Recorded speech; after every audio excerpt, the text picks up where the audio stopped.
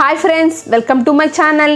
ఈరోజు వీడియోలో మా నాన్నగారు ఊరు అంటే మా సొంతూరులో జరిగే శ్రీ పరదేశమ్మ అమ్మవారి జాతరకైతే వెళ్తున్నాము. ఈ వీడియోనైతే ఎక్కడా స్కిప్ చేయకుండా చివరి వరకు చూడండి. నా వీడియోస్ కనుక మీకు నచ్చినట్లయితే ప్లీజ్ సబ్స్క్రైబ్ మై ఛానల్. మా విలేజ్ అయితే అనకాపల్లికి 5 కిలోమీటర్స్ దూరంలో ఉంటుంది. ఆ విలేజ్ పేరు అయితే మాటూరు. ఇక్కడ మీరు చూస్తున్నది తుంపాల ఊరండి. అనకాపల్లికి మా ఊరికి మధ్యలో తుంపాల అనే ఊరు ఉంటుంది. ఆ రోజు తుంపాలలో గంగాలమ్మ తల్లి అమ్మవారి జాతర కూడా జరుగుతుంది. ఇంకా మాటూరు విలేజ్ లోకి అయితే ఎంటర్ అయిపోయాము. నైట్ టైం కాబట్టి మా విలేజ్ అయితే సరిగ్గా చూపించలేకపోతున్నాను.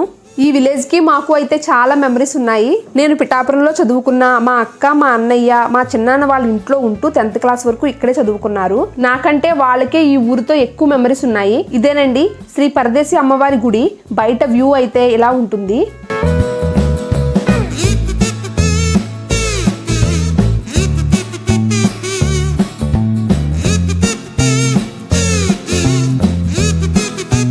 మేమైతే వెళ్ళగానే ముందుగా అమ్మవారిని దర్శించుకోవడానికి అయితే వెళ్ళాము. ఈ పండుగ ప్రతి సంవత్సరం మాఘమాసంలో వస్తుంది.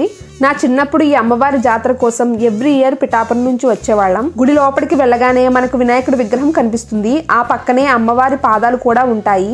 ఆ పాదాలకు పసుపు కుంకుమ వేయడం వల్ల మనకు సరిగ్గా కనిపించడం లేదు. ఈ పరదేశమ్మ అమ్మవారి విగ్రహం అయితే చాలా కళగా ఉంటుంది. ఈ అమ్మవారి జాతరకి మాటూరు గ్రామం నుంచే కాదండి, ఆ చుట్టుపక్కల గ్రామాల నుంచి కూడా అమ్మవారిని దర్శించుకోవడానికి వస్తారు.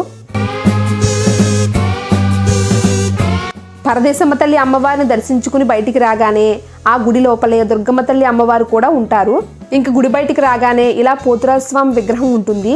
ఏ అమ్మవారి గుడి బయటనైనా సరే ఇలా పోతురాజస్వామి విగ్రహం తప్పకుండా ఉంటుంది. ఆ అక్కకి ఈ తమ్ముడు కాపలాగా ఉంటాడన్నమాట. గుడి బయట ఇలా చిన్నపిల్లలు ఆడుకోవడానికి ఇలాంటి కొన్ని గేమ్స్ అయితే ఏర్పాటు చేస్తారు. ఈ పరదేశమ్మ అమ్మవారి జాతరలో అన్ని రకాలైన ఫుడ్ స్టాల్స్, పిల్లలు ఆడుకోవడానికి అన్ని రకాలైన బొమ్మలు, వస్తువులు దొరుకుతాయి.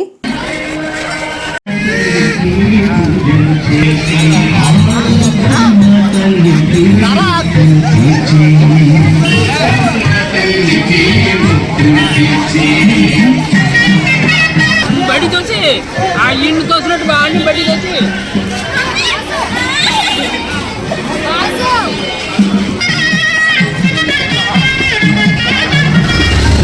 ఈ జాతరకి నేను, మా హస్బెండ్, మా నాన్నగారు అయితే వెళ్ళాము.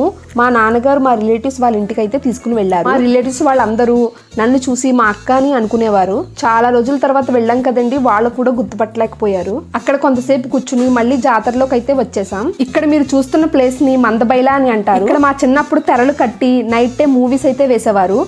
ఆ మూవీస్ చూడడానికి మేమైతే డిన్నర్ చేసి వెళ్ళేవాళ్ళం. మా ఇంటికి తిరిగి వచ్చేసరికి midnight 1-2 అంత టైం అయిపోయేది. ఇలా చాలా మెమరీస్ ఉన్నాయి ఈ ఊరితో మాకు.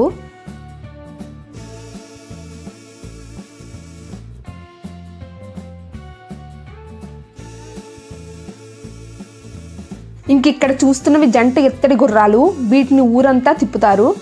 ఇక్కడ ఉన్న 2 ఇత్తడి బిందుల్లో జ్యోతిని వెలిగించి 2 తాటి చెట్ల మధ్యలో ఇలా కట్టి మందబైల మధ్యలో ఉంచుతారు. వాటిని అమ్మవారుగా భావిస్తారండి. ఇంకా ఇక్కడ మీరు చూస్తున్న దాన్ని ఎలేనుగు అని అంటారు. ఈ ఏనుగుకి చెరుకు గడలు మధ్యలో కొబ్బరికాయలను కట్టి జంట గుర్రాలతో పాటుగా మందబైల ఊరేగిస్తారు. ఇలా ఊరేగిస్తున్నప్పుడు ఆ ఏనుగుపై ఒక మనిషి అయితే కూర్చుని ఉంటాడు. ఆ జంట గుర్రాలు ఎలేనుగు తిరుగుతున్నప్పుడు చెరుకు ముక్కలతోనూ చిలకడ దుంపలతోనూ కొడతారు. ఇలా ఎందుకు చేస్తారో నాకు కూడా తెలియదు. ఇది మాత్రం ఎంతో కాలంగా వస్తున్న ఆచారం. ఆ ఏనుగుపై ఆ పరదేశమ్మ అమ్మవారు వస్తున్నట్లుగా భక్తులు భావిస్తారు. ముఖ్యంగా ఈ జాతరలో చిన్నపిల్లలదే అంతా హడావిడి. పిల్లలు పెద్దలు అందరూ కలిసి మందబైలలో తిరుగుతున్న జంట ఇత్తడి గుర్రాలను, ఎలేనుగును చెరుకు ముక్కలతోనూ చిలకడ దుంపలతోనూ కొట్టడానికి చాలా ఆసక్తి చూపిస్తారు.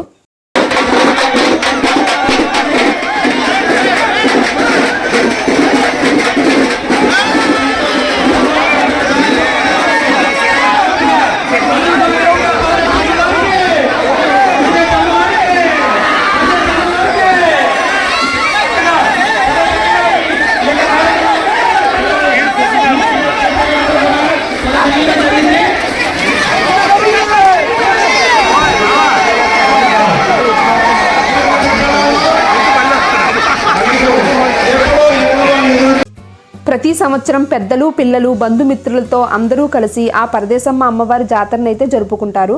ఆ అమ్మవారి ఆశీస్సులు మనందరిపైన ఉండాలని కోరుకుంటూ నా వీడియోస్ కనుక మీకు నచ్చినట్లయితే please like, share and subscribe my channel.